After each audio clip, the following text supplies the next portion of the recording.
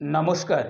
আপনারা দেখছেন দিশা TV channel, আপনাদের চ্যানেল। প্রতিদিনের মতো আজকেও এক প্রতিবেদন নিয়ে আপনাদের সামনে এসেছি। 2024-এর লোকসভা নির্বাচন দুয়ারে কড়া নাড়ছে। যদিও আনুষ্ঠানিক দিনক্ষণ এখনো পর্যন্ত ঠিক হয়নি, তবু পশ্চিমবঙ্গে সব রাজনৈতিক দল তাদের নির্বাচনী প্রচার কিন্তু আরম্ভ করে দিয়েছে।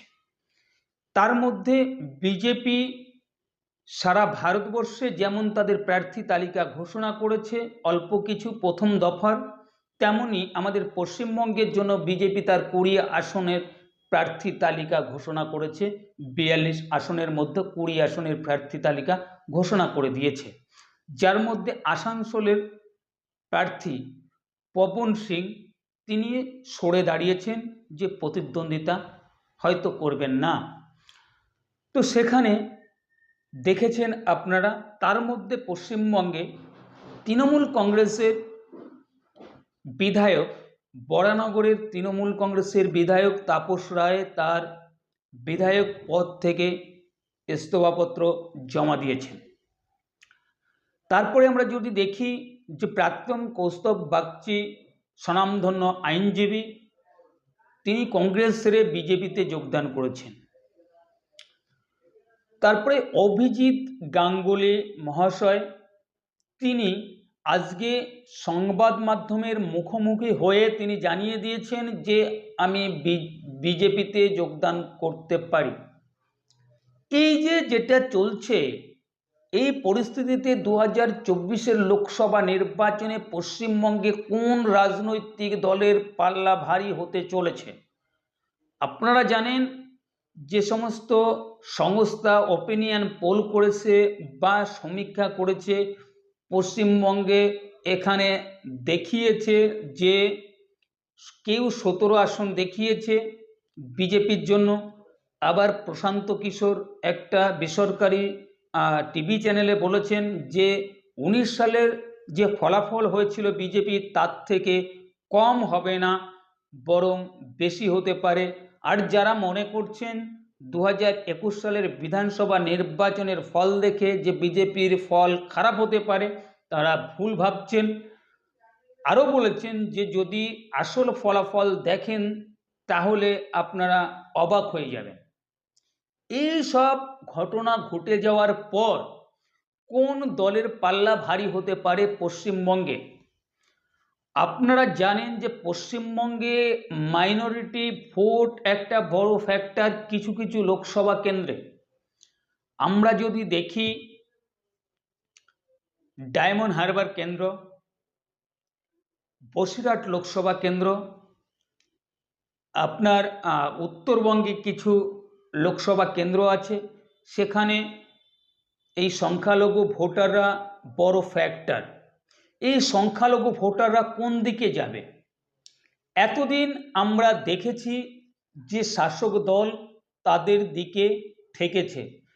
যেমন আমরা দেখেছি এই তৃণমূল কংগ্রেসের সরকার গঠনের আগে 2011-র আগে আমরা দেখেছি যে বামফ্রন্টের সঙ্গে থেকেছে সংখ্যালঘু ভোটাররা। সংখ্যালঘু ভোটাররা যখন মুখ ফিরিয়ে নিয়েছে বামফ্রন্ট থেকে, অনেক সিটেই বামফ্রন্ট পরাজিত হয়েছে আমরা দেখেছি।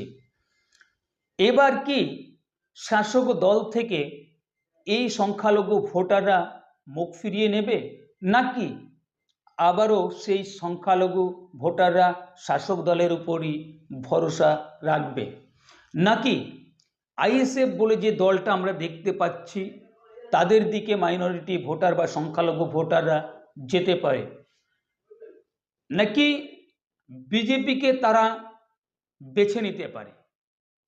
কারণ বর্তমান বিরোধী দল হিসাবে দেখা যাচ্ছে পশ্চিমবঙ্গে একমাত্র বিজেপি। তৃণমূল কংগ্রেসের সঙ্গে চোখে চোখ রেখে নির্বাচনী যে লড়াই, সে লড়াই কিন্তু বিজেপিই করছে। তাহলে কি সংখ্যালঘু ভোটাররা বিজেপির দিকে যেতে পারে?